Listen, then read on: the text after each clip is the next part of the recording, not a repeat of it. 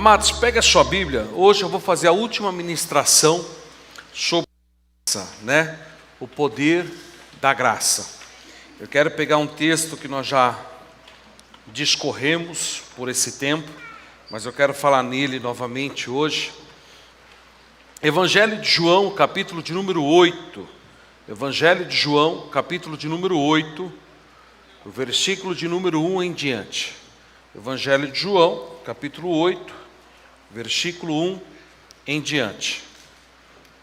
Se você trouxe a sua Bíblia, pegue ela agora. Se você não trouxe, você pode acompanhar no telão aqui em cima. Capítulo 8 do Evangelho de João, versículo 1, diz assim: Jesus, porém, foi para o Monte das Oliveiras, e pela manhã cedo tornou ao templo, e todo o povo vinha ter com ele, e assentando-se, os ensinava. Os escribas e os fariseus trouxeram-lhe uma mulher pega em ato de adultério, e pondo-a no meio, disseram-lhe: Mestre, esta mulher foi apanhada no próprio ato de adultério, e na lei nos mandou Moisés que as tais sejam apedrejadas. Pois tu que dizes? Isto diziam eles, tentando para que tivesse de que o acusar. Mas Jesus, inclinando-se, escrevia com o dedo na terra. Como insistissem, perguntando-lhe, endireitou-se e disse-lhes: Aquele dentre vós está sem pecado, seja o primeiro que atire a pedra contra ela. Porém, ouvindo eles isto, acusados pela consciência, marca essa palavra, acusados pela consciência, saíram um a um e começaram pelos mais velhos até os últimos. Ficou só Jesus e a mulher que estava no meio. Tornando a inclinar-se, escrevia na terra. Endireitando-se Jesus e não vendo ninguém mais do que a mulher, disse-lhe: Mulher, onde estão aqueles teus acusadores? Ninguém te condenou? Ela disse: Ninguém, Senhor. E disse-lhe Jesus: Nem eu também te condeno. Vai-te e não peques mais. Amém?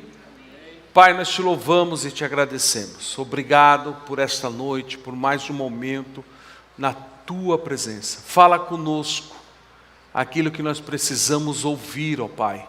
Seja o centro das nossas vidas nesta noite. Nós te pedimos a tua bênção e a tua graça em nome de Jesus. Amém? Mais uma oração antes de você se assentar. Quero orar pela vida do nosso irmão Gaspar, Quero orar pela vida da Mara, a esposa também do Isaac, que ela estava com dor no peito e falta de ar. Orar pela Ivani, pela Francisca, orar pela Amanda, orar pelo pastor Joel e pelo pastor Jonathan, que também os dois não estão bem. Então vamos orar. Pai, nós apresentamos todas essas pessoas diante do teu altar. Pedimos a tua bênção, a tua graça, a tua misericórdia. Coloca as tuas mãos sobre a vida deles. É o que eu te peço e te agradeço. Cura, restaura, em nome de Jesus. Amém. Pode se assentar. Eu queria uma água. Lá na geladeirinha tem a garrafinha de água nossa. Amém? Amados, nós lemos um texto que nós viemos numa série de ministrações sobre a graça de Deus. Nós interrompemos em janeiro, porque em janeiro nós falamos sobre a semeia, o poder de estar semeando, ou seja, as primícias. E hoje nós vamos encerrar aquele tema que nós iniciamos. Nós temos uma situação bem clara nesse texto do que significa a lei e do que significa a graça. Um texto que nos fala dos dois lados. Obrigado, Antônio, Deus te abençoe. E nós sabemos que isso nos acompanha até o dia de hoje. Levaram até Jesus uma mulher que foi pega no ato de adultério. E eles fizeram uma questão de perguntar para ele, dizendo o seguinte: olha, a lei nos manda apedrejar essa mulher até a morte. E o que o Senhor tem a dizer? Amados, quando nós estamos debaixo de uma regra de vida, e essa regra de vida, ela se torna tão forte, a ponto de nós ignorarmos algumas outras verdades acerca do reino de Deus, nós nos tornamos pessoas religiosas. A pessoa religiosa, ela não pensa num contexto chamado igreja, ela pensa naquilo que foi colocado ou que ela firmou em seu coração. Então ela cria um ritual e nada pode fugir desse ritual. Ela cria uma doutrina de vida e essa doutrina de vida passa a reger a sua vida. E qualquer coisa ou qualquer pessoa que fale diferente daquilo, essa pessoa automaticamente ela já entra com julgamentos e condenações. Quem nunca passou por algum tipo de julgamento e de condenação? Todos, acredito, de uma forma ou de outra já deve ter enfrentado essa situação. E a Bíblia diz que quem está diante de Jesus acusando essa mulher são os escribas e os fariseus. Ou seja, são os doutores da lei, aqueles que ensinavam no templo, aqueles que tinham no templo a autoridade das escrituras. Mas esses homens, se nós observarmos esse texto, eles não se importam com a mulher. Em nenhum momento. Eles se importam para o cumprimento de regras. Para o cumprimento, naquele momento, de pegar alguma falha em Jesus. Quando nós tratamos um coração religioso, nós temos que tomar muito cuidado. Por quê? Muito cuidado. Por quê? Porque uma pessoa que ela trabalha ou ela vive dessa forma, ela não se importa com pessoas. Ela não se importa se vai ferir aquela pessoa ou não. O que mais importa para ela é que a regra que foi estabelecida seja cumprida. Se a pessoa vai ficar chateada, se a pessoa vai desistir, vai abandonar a fé, não importa. O que importa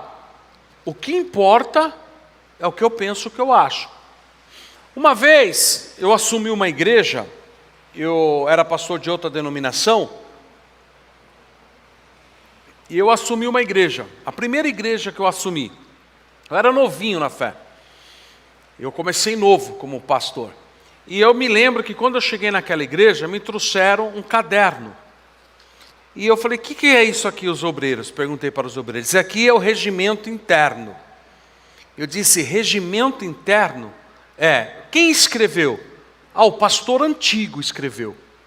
O pastor que estava aqui, ele escreveu. E eu falava assim: e como vocês conseguiam controlar isso? E eles falavam assim, eles responderam para mim assim: olha, a esposa do pastor, ela ficava em cima. Aí eu comecei a ler o regimento interno da igreja. E o regimento interno começou a dizer o seguinte: não pode chegar atrasado no culto, nenhum líder. Porque o líder que chegar atrasado no culto será suspenso por 1 mês. Se acontecer novamente, será suspenso por 3 meses.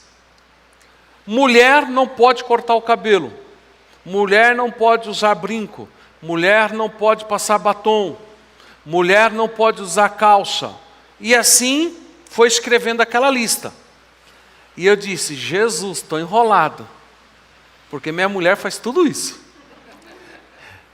Os homens não podem jogar bola, não pode usar barba, não pode bermuda. E eu comecei a ler todo aquele regimento, e eu disse assim: mas a igreja respeita isso? Pastor, nós tivemos um caso recentemente, que uma jovem entrou com uma pulseira no pulso. Então a esposa do pastor levantou da onde ela estava sentada, foi até a jovem, não disse nada, só pegou no pulso, quebrou a pulseira e sentou. E eu olhei para aquele irmão e disse: mas e a moça? Nunca mais apareceu. Nunca mais apareceu. Mas o que importa é que o regimento seja cumprido, pastor. E lá estou eu. Agora rodeado de obreiros e líderes, que o que mais vale é o estatuto escrito por um homem, do que a própria Bíblia que estava ali para ser ensinada. E para piorar, olha para você ver, isso eu vou falar no ponto lá para baixo. O líder que estava à frente daquela igreja foi trocado. Infelizmente isso acontece, vocês sabem, por isso vocês são maduros na fé. Ele foi trocado porque ele estava saindo com uma jovem da mocidade. Mas o que vale é o que eu imponho, não o que eu vivo. Então, é muito fácil eu cobrar e não dar exemplo. O religioso, ele pensa assim, então o que ele faz? Ele se veste de uma capa de religiosidade. Você olha para a pessoa, você costuma dizer que ele, nossa, ele é o clone de Jesus. Porque você olha para ele e você não consegue enxergar falha. E ele cobra tanto, tanto, tanto, que você tem medo até de conversar com esse tipo de pessoa. Porque é uma pessoa que aponta o erro de todo mundo, julga todo mundo, condena todo mundo. E aqui estão os escribas. Jesus olhou para uma classe de pessoas como essa e disse assim: vocês são sepulcro caiado. Ou seja, por fora a religiosidade domina.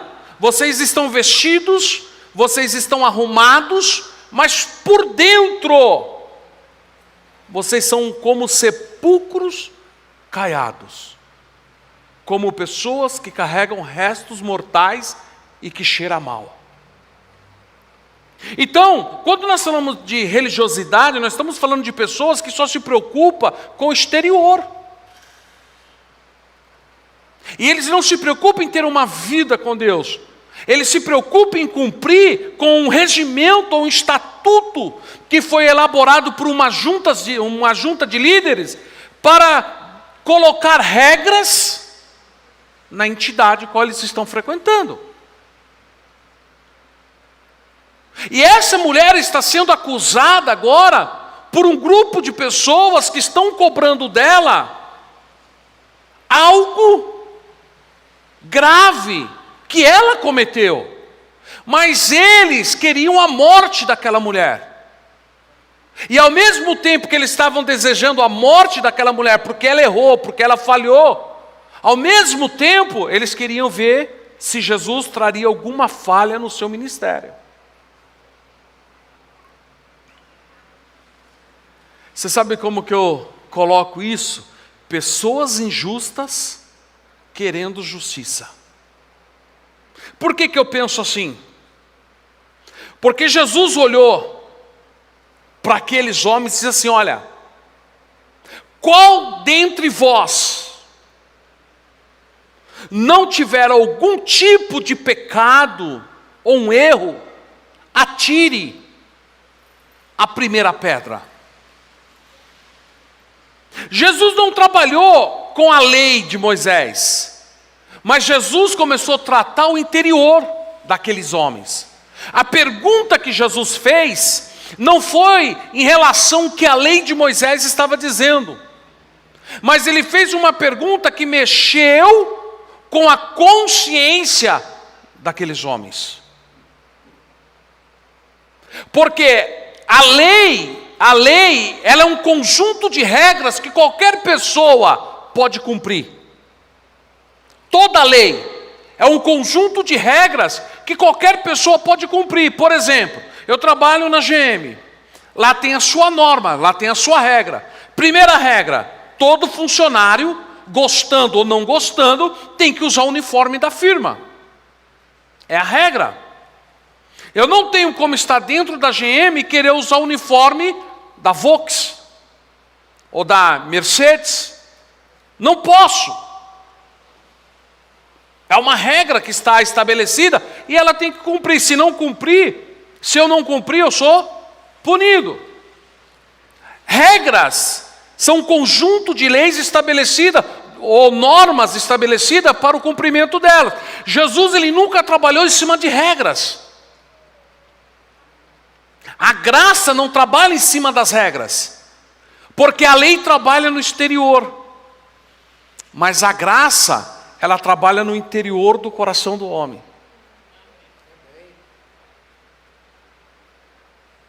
Você vê uma pessoa dentro da igreja, você olha para ela e você fala, é perfeito, é perfeita. Aí às vezes você conhece a pessoa lá fora, aí você vai conhecer partes ou ações ou atitudes dessa pessoa, que às vezes você vai se escandalizar, mas como ele faz isso? Como ela faz aquilo? Como pode isso? Então, quando Jesus ele fala com esses homens, ele não questiona a lei. Ele chega para esses homens e diz assim, olha, entre vocês, quem não tiver algum erro, algum pecado, atire a primeira pedra. Olha o que a Bíblia diz, que eles começaram a pensar. Começaram a avaliar. E a Bíblia diz que desde o maior, começou a sair um a um e foram embora. Mas por que eles foram embora? Eles não estavam ali com o objetivo de apedrejar aquela mulher? E por que eles não apedrejaram aquela mulher? Porque uma simples pergunta que Jesus fez acerca do interior de cada um, eles não se sentiram no direito de apedrejar aquela mulher.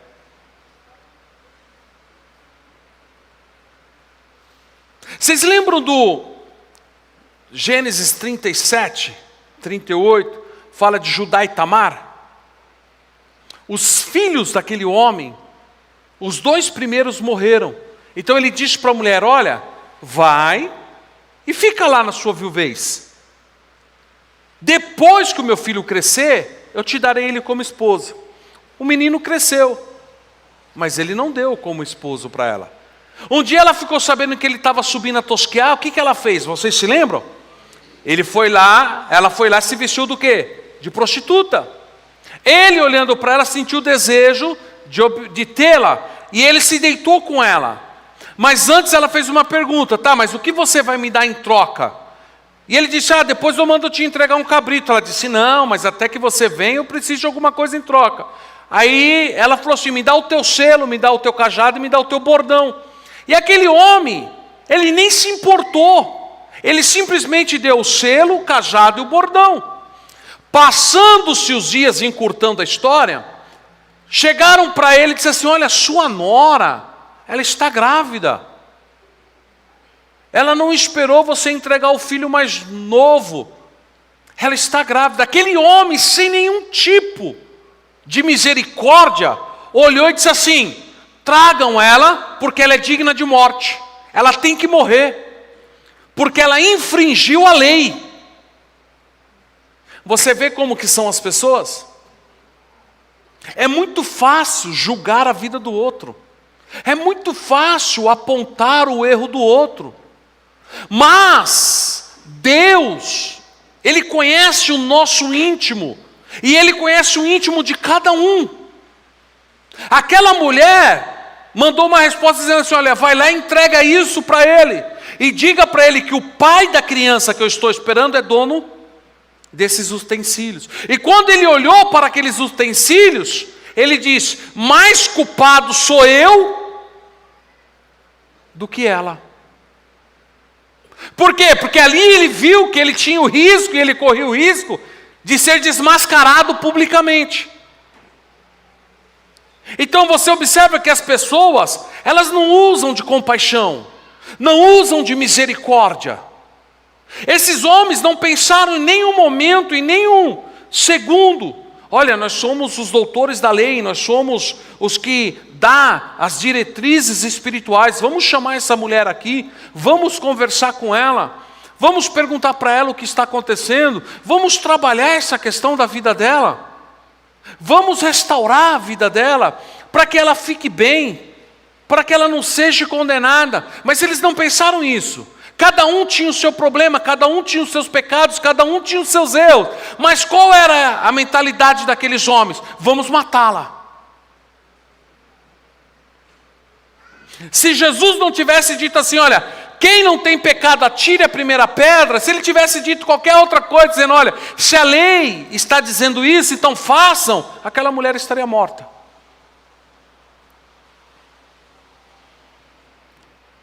Então, o conjunto de regras, presta atenção, biblicamente, a doutrina bíblica, ela tem que ser cumprida. Eu não sou contra isso, eu cumpro elas. Os mandamentos de Deus, eles têm que ser rigorosamente, cumpridos na vida de qualquer ser humano. Mas nós temos que entender que o Deus que nós servimos, Ele está acima de qualquer outra coisa. E isso nós vamos observar em vários textos que nós falarmos nesta noite. Primeiramente, Jesus olhou para ela e disse assim: mulher, cadê os teus acusadores? Aonde estão as pessoas que estavam te acusando? Ela olhou e ela disse: Senhor, não tem ninguém. Ou seja, todos aqueles que estavam apontando o dedo para aquela mulher também tinha o seu erro, tinha os seus pecados, estavam na mesma situação do que aquela mulher.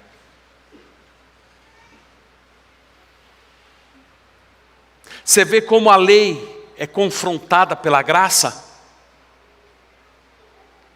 Um dia, Paulo e Pedro brigavam, discutiam, porque um queria que todos os homens que aceitassem o Evangelho fossem circuncidados. E Paulo ensinando que não precisava, porque a partir daquele momento a circuncisão mais importante era do coração.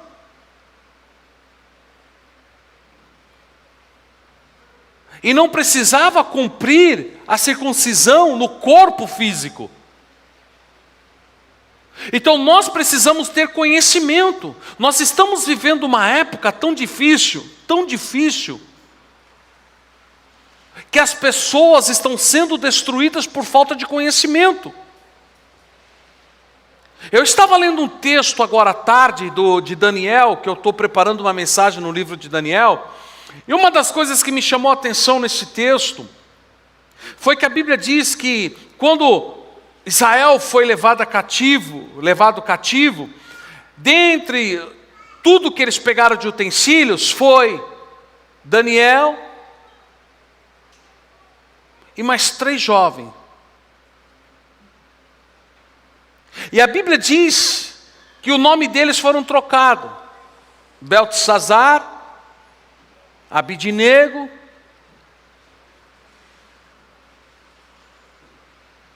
e eles dentro da Babilônia tiveram as suas vidas trocadas. Sadraque, Mesaque. Mas algo que nunca conseguiram trocar foram a fé daqueles moços. Só que o que me chama a atenção é que a Bíblia faz questão de dizer que eles eram jovens. Porém, eles tinham totalmente um desenvolvimento, presta atenção, no conhecimento das coisas divinas. Eles eram sábios, entendidos das coisas de Deus.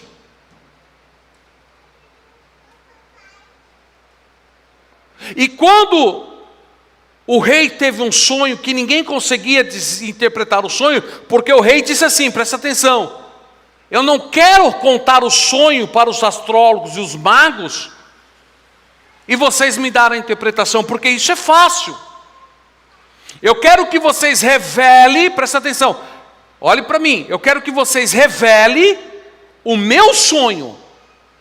E depois que vocês revelarem o meu sonho, eu quero que vocês me deem a interpretação. Os astrólogos olharam, os magos olharam e disseram assim, Senhor, não tem como. É impossível isso acontecer. E o rei olhou e disse assim, se vocês não fizerem isso, todos os magos entendidos da Babilônia serão mortos. E saiu o edito de morte aos sábios. Quando foram até Daniel, porque Daniel estava entre um dos sábios, Daniel perguntou, o que está acontecendo? E aí relatou, ele disse, não, vai lá, e diga para o rei que eu irei me apresentar diante dele. Olha, eu irei me apresentar diante dele, e eu vou revelar tanto o sonho, como a sua interpretação. E aquele homem foi, mas quando aquele homem foi, Daniel pegou os 3 amigos e foram para o quarto orar. E Daniel começou a orar, buscar a presença de Deus. E a Bíblia diz que em nenhum momento da oração Daniel disse, exaltado seja o Senhor dos céus, aonde está toda a sabedoria, Ele determina reis e remove os reis. Com Ele está a sabedoria e Ele revela o oculto, o profundo e o escondido.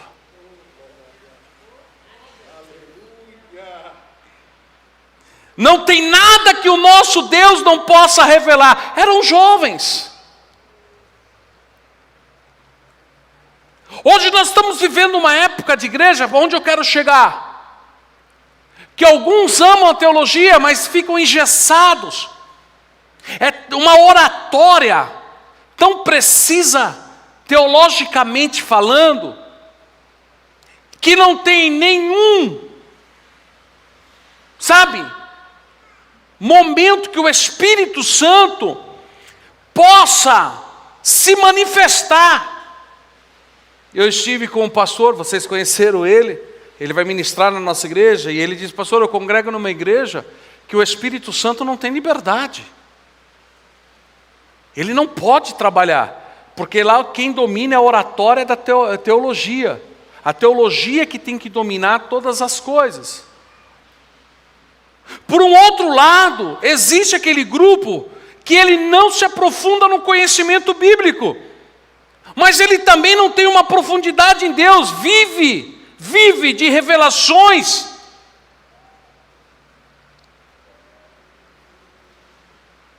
Que não tem uma profundidade em Deus. Preste atenção.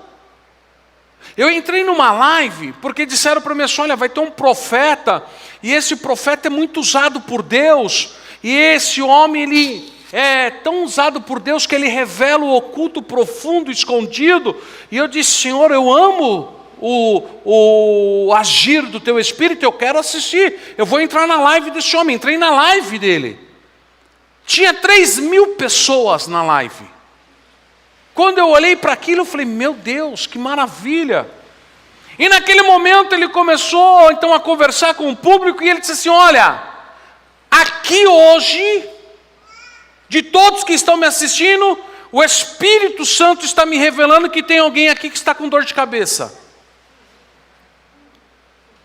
Eu fiquei quieto, na minha ali, no meu ouvindo, dizendo, Jesus, guarda minha mente, o meu coração, mas 3.000 pessoas, é difícil alguém não estar com dor de cabeça. É muito difícil isso. Mas o Espírito está me revelando outra coisa aqui, que tem pessoas aqui que estão com problema no casamento. No meio de uma pandemia que nós estamos. Graças a Deus estamos saindo, mas quando isso aconteceu, quando estava no auge da pandemia. aonde o índice de divórcio aumentou de forma assustadora, porque todo mundo que trabalhava fora e só se viam à noite acabou tendo que conviver o dia inteiro. O índice de divórcio, quem não tinha problema no casamento? E eu comecei, foi uma atrás da outra, para mim não pecar. Eu disse, para mim deu. Fui lá e saí da live. Aí eu comecei a avaliar. Eu fui para uma escola profética. Presta atenção. E aí vieram fazer o profético na vida da minha esposa. E aí começou, estou te vendo num campo, e você está num jipe, e o jipe está andando entre as areias, e agora você está entrando no sentido praia, e eu só ouvindo. O vento está batendo no seu cabelo, o seu cabelo está voando com o vento. Eu comecei a entrar no filme, falei, é um filme de romance. Ela vai se encontrar comigo no final e é só love. Irmãos, cá para nós, o nosso Deus tem coisas mais sérias para tratar com o homem e com a mulher. Então é de uma superficialidade tão, sabe, é uma grande, que eu fico assustado. Mas nós precisamos encontrar o ponto de equilíbrio nisso tudo. Então, o que nós precisamos entender? Nós temos que ter conhecimento bíblico, mas nós temos que ter a ação do Espírito Santo no nosso viver. Eu me lembro, há 20 anos, há 25 anos atrás, a teologia não era tão forte na igreja. Mas tudo que o meu pastor me ensinava era o seguinte: o que você está precisando?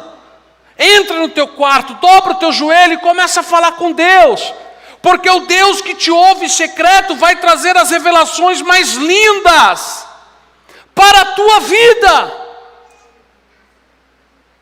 E com Ele você vai ter as experiências mais profundas, que a sua história será marcada. Era uma igreja que ela tinha um livre acesso ao coração do Pai, que ela não se prendia na religiosidade, mas ela também não era uma igreja abandonada dentro de uma libertinagem. Era uma igreja que caminhava com o Espírito Santo,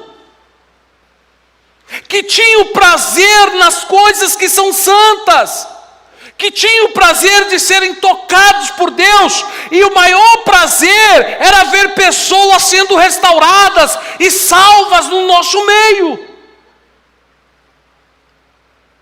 Não era uma igreja que olhava só para o seu umbigo, mas era uma igreja que se importava com o irmão que estava do lado.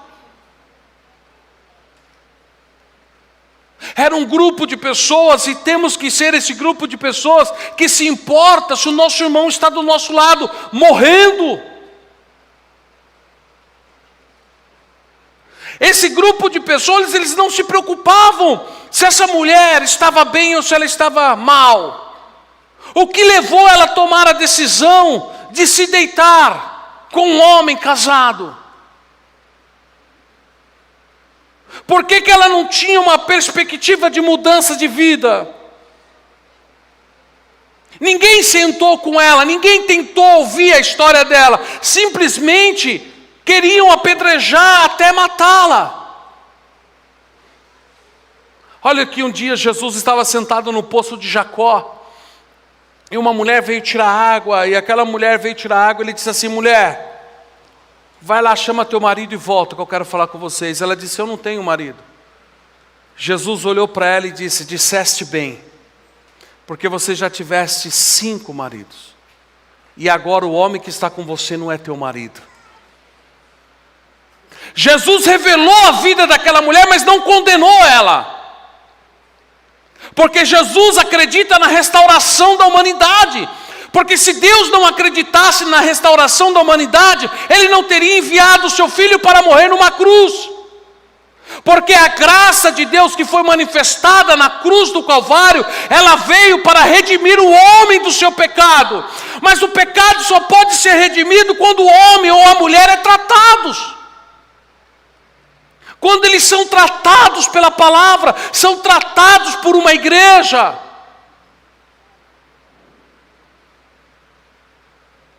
Então a graça, ela trata as pessoas.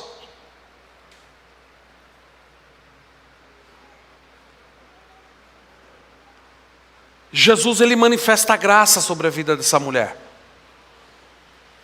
Ele olhou para ela e disse assim: você não tem mais acusadores? Ela disse: não. Jesus olhou para ela e disse assim: olha, nem eu te condeno. Só ficou ela e Jesus. O homem que conhece o coração, o profundo e o escondido naquele momento. O Deus criador dos céus e da terra. Ela ficou diante dele.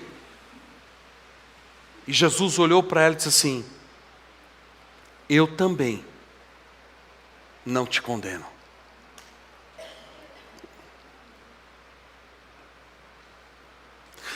Você sabe, uma das coisas que nós precisamos entender é que o Deus que nós servimos, Ele crê e Ele acredita na mudança de vida do ser humano.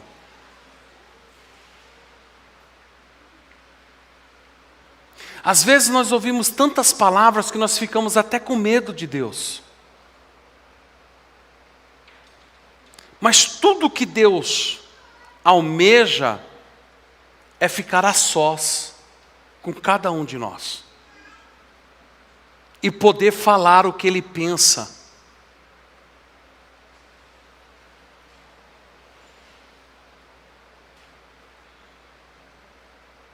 Você já se preocupou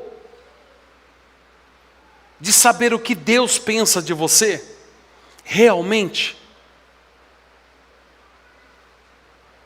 Você já perguntou para Deus: Deus, o que o Senhor pensa de mim? Porque nós somos bombardeados todos os dias por demônios, e ainda assim somos bombardeados por pessoas. E tudo isso que nós ouvimos, nós criamos pensamentos acerca de nós. Estabelecemos pensamentos. E às vezes são pensamentos maus, ruins, negativos, acerca de si mesmo. A Bíblia trata sobre isso. Um dos textos mais lidos na igreja está em 1 Coríntios capítulo 11. Todo mês ele é lido na igreja, no culto de Santa Ceia. E o versículo 28 diz assim: examina-se, pois, o homem a si mesmo. Por quê? Porque a vida da igreja sempre foi tentar examinar a vida do próximo. Eu posso ser sincero para vocês? É tão difícil a gente cuidar da própria vida, ainda existe pessoas que querem cuidar da vida do outro.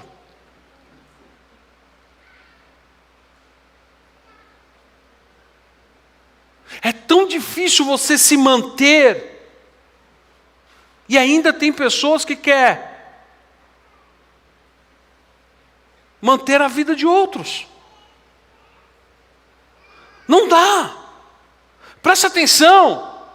Você precisa ficar a sós com Deus, para que você possa ouvir o que Ele tem a dizer acerca da sua vida. Porque todo pensamento que você estabeleceu no seu coração, às vezes são pensamentos que te levam à condenação. Por isso que você não se achega a Deus, por isso que você só vive na dependência de oração. Ah, irmãos, ora por mim, oh irmão, ora por mim, oh irmão, ora por mim. Mas você mesmo não consegue orar porque você tem medo. Você chega na igreja, você está numa igreja, mas você tem medo do que possa acontecer no culto. Então você fica pedindo: Deus tem misericórdia, Senhor tem misericórdia, Deus tem misericórdia. Você não adora a Deus como tem que adorar. Você está preocupado se alguém vai revelar algo errado na tua vida, ou se Deus vai te punir ou te envergonhar publicamente.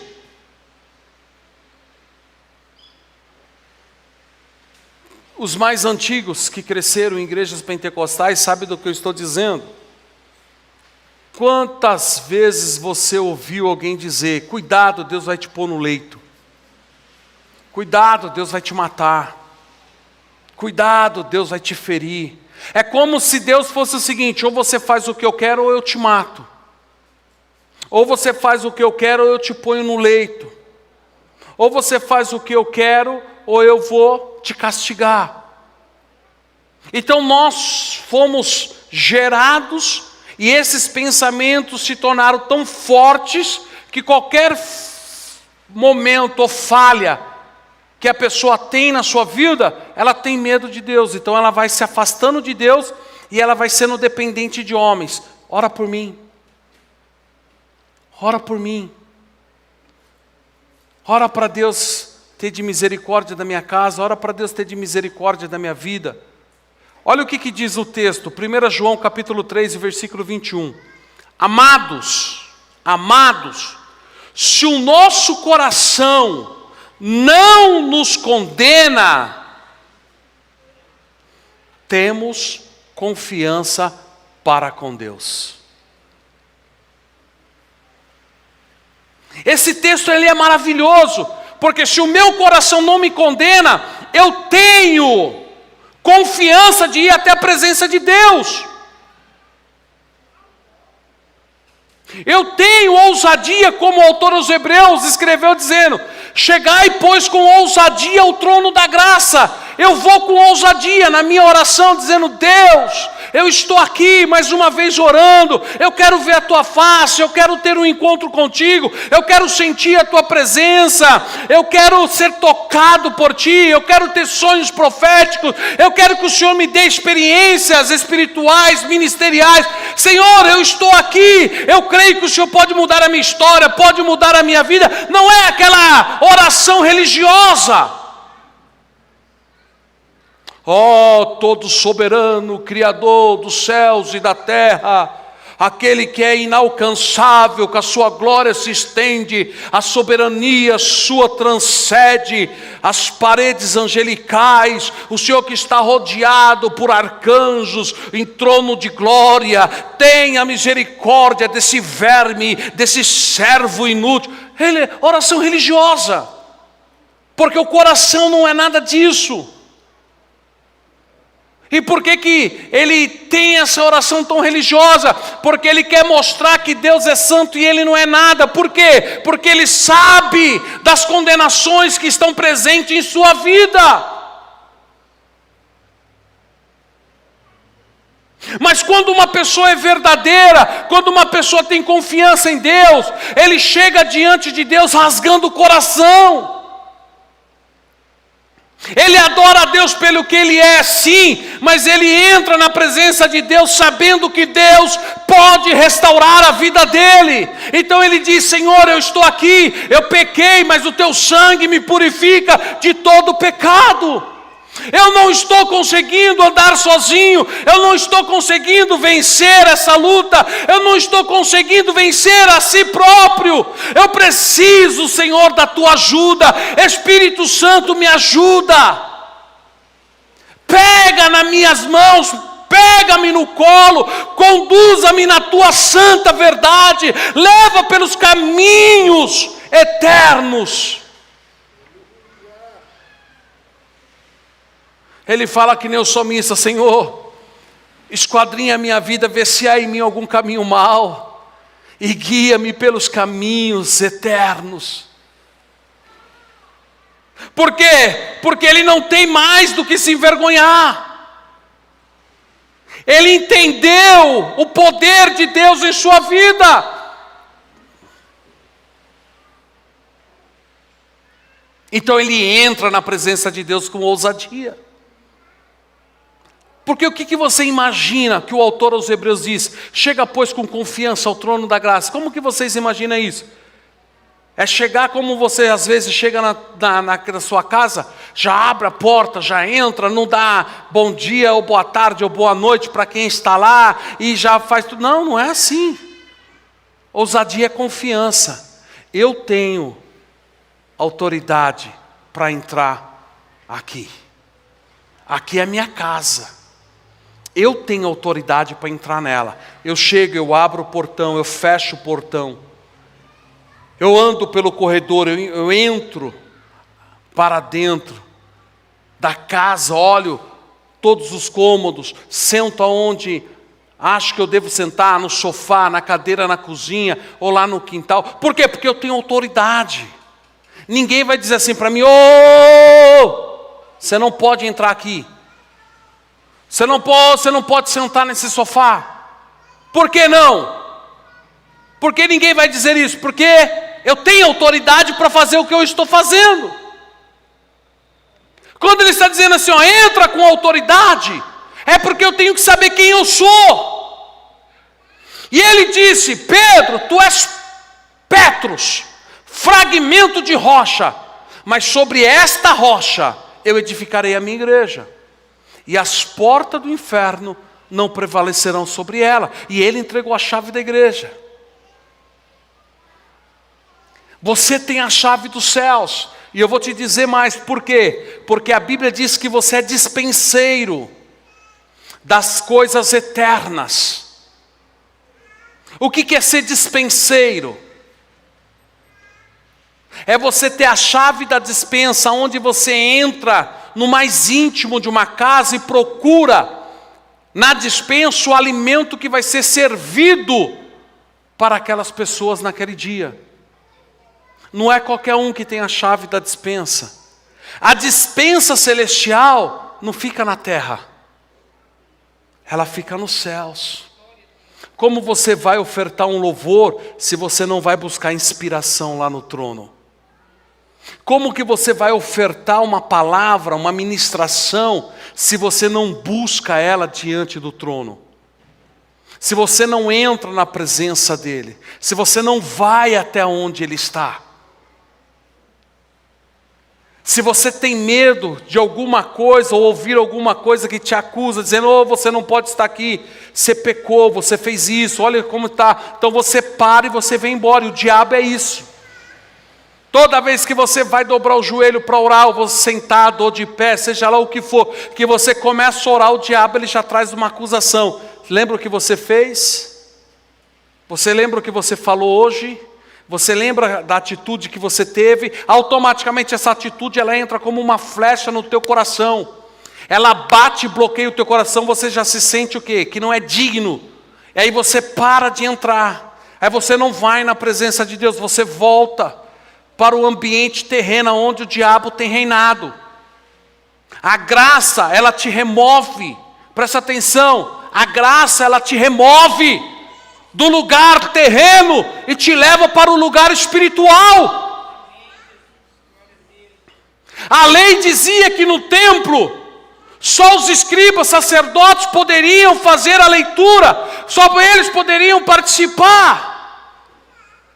Nem vocês, mulheres, poderiam entrar. A graça permitiu que todos adentrassem o templo.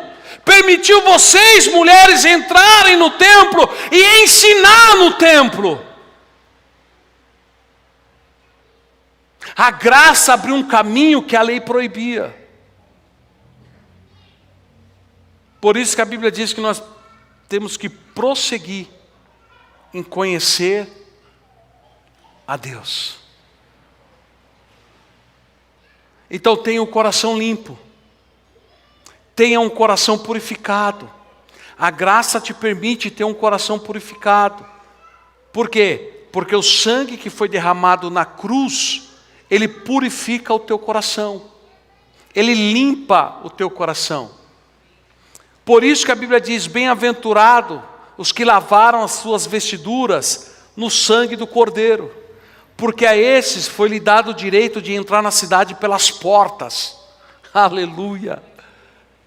Então quando você chama o poder da cruz sobre a tua vida, você tem a sua vida justificada e purificada. Você não precisa temer a Deus, ter medo de Deus. O temor tem que ter, mas você não precisa ter medo a ponto de não ir até a presença dEle.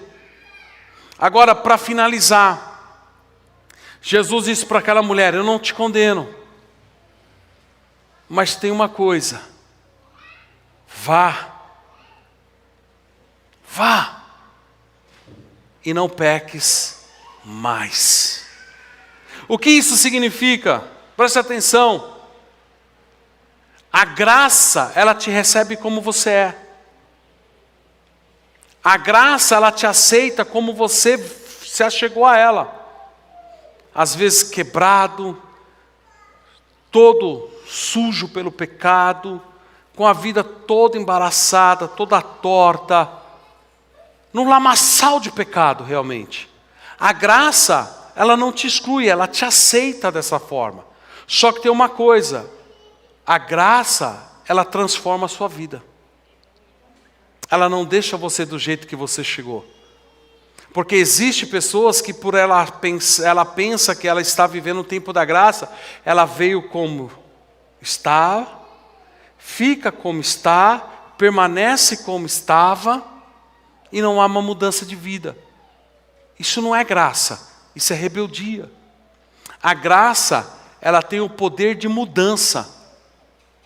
A graça, ela tem o poder de fazer com que você chegue diante de Jesus, Jesus olhe para você e diz assim: filho, filha, eu também não te condeno, mas não faças mais. Muda de vida, muda a tua história. Olha o que diz Efésios capítulo 4, versículo 27, para nós encerrarmos. Não deis lugar ao diabo.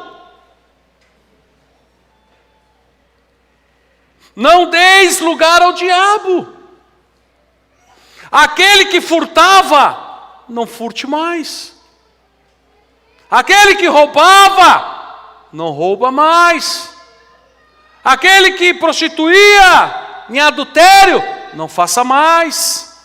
Aquele que mentia, não faça mais. Aquele que andava na avareza, não ande mais. Muda de vida. O texto está dizendo: antes trabalhe, fazendo com as mãos o que é bom. A graça, ela te chama do jeito que você está. Mas ela não permite você continuar como você está. Ela te chama para uma mudança de história de vida. Já viu aquela pessoa que diz: nasci assim, aprendi assim e vou morrer assim? Já ouviu? Está errado. Porque você está negligenciando, esse tipo de pessoa está negligenciando o Evangelho. Porque o Evangelho, quando ele entra na vida de uma pessoa, ele entra para mudar. Ele entra para transformar. Ele gera mudanças significativas na vida daquela pessoa. Aquela pessoa se torna uma pessoa diferente, transformada, mudada pelo poder do Evangelho. E o Espírito Santo vai preparando essa pessoa para uma eternidade com Deus. Então o que nós precisamos entender é que a cada dia, a cada momento, a graça de Deus se aperfeiçoa em nossas vidas. O poder da graça é de aperfeiçoar você para o dia do teu encontro com Deus. Então você precisa entender isso. A graça, ela não quer te condenar, e ela não te condena, mas ela exige uma mudança de vida. E acima de tudo, ela te permite a ter um encontro a sós com Deus. Se você nunca teve, eu acho que você tem que procurar isso na tua história. O maior convite que Jesus deixou, ensinando as pessoas, foi: quando vocês precisarem orar, entrem no teu quarto e fecha a tua porta, porque será você e o teu Pai que em secreto te ouve. Porque Deus quer ter um particular com você. A graça de Deus é levar o homem a ter um encontro real com Ele. Amém? Amém. Feche os seus olhos.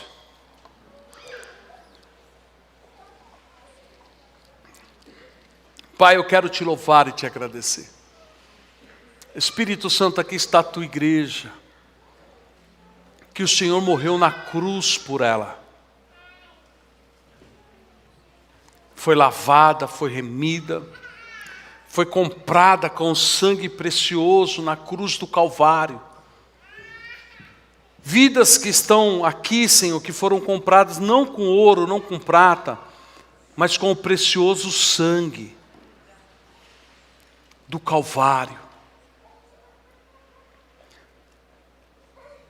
Aperfeiçoa, Senhor, a tua obra em nós. Aperfeiçoa a tua obra em nós. Fala aos teus filhos. Fala ao coração dos teus filhos. Tudo aquilo que eles precisam ouvir de ti. Ouça o que o Espírito está te dizendo agora. Ouça o que o Espírito Santo está te falando agora. Ouça, acerca desse problema, acerca dessa dificuldade. Ouça o que Ele está te dizendo agora.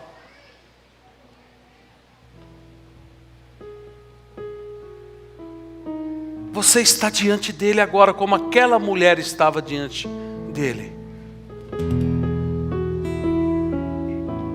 E naquele momento, aquela mulher ouviu uma palavra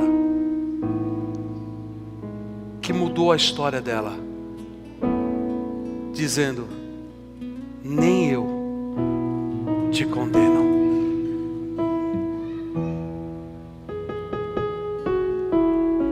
Se você tem algum tipo de condenação por alguma coisa que aconteceu com você ou com alguém, e você se sente culpado, culpada, ouça o que o Espírito Santo está te dizendo agora. Filho, filha,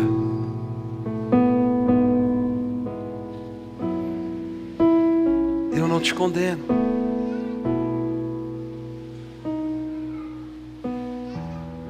Entenda, você não tinha como aumentar um côvado. Tudo está sob o meu controle e o meu domínio.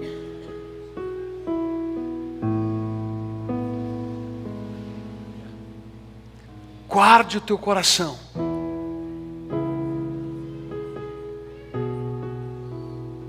Quem sabe você ouviu pessoas dizer que você nunca seria alguém, você nunca alcançaria algo bom.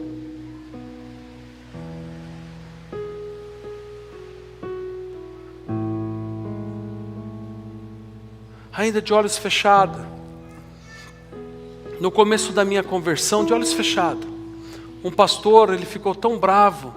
Eu não era nem crente. Eu estava indo para a igreja. E ele foi contrariado numa situação, e ele olhou para mim e disse assim: você nunca será ninguém. Deus não tem nada na sua vida. E se um dia eu passar por você na rua, olha o que ele falou para mim: você será como um cachorro morto. E eu não estava na igreja, mas aquelas palavras entraram no meu coração tão forte, que eu tinha determinado que eu nunca mais pisaria numa igreja, que eu nunca mais frequentaria uma igreja. Isso foi pela manhã. À tarde Deus fez com que um pastor viesse ao meu encontro. E aquele pastor, sem saber de nada, ele me deu um abraço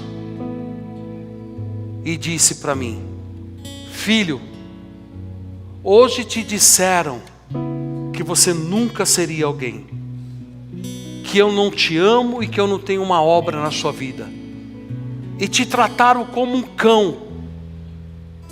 Mas eu quero que você escuta as minhas palavras. Eu te amo. Eu tenho uma obra na sua vida. E você será um pastor que eu estarei usando sobre a terra. Às vezes tudo que nós precisamos é só ouvir o que Deus tem a nosso respeito. É ouvir o que Deus tem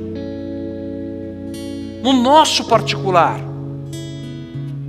Porque o diabo ele usa até os de dentro da igreja para tentar derrubar a sua vida. Mas nessa noite o Espírito Santo está te dizendo: filho, eu te amo. Filha, eu te amo. Eu tenho uma obra poderosa na sua vida. E eu te levarei a lugares tão altos que você nunca imaginou chegar.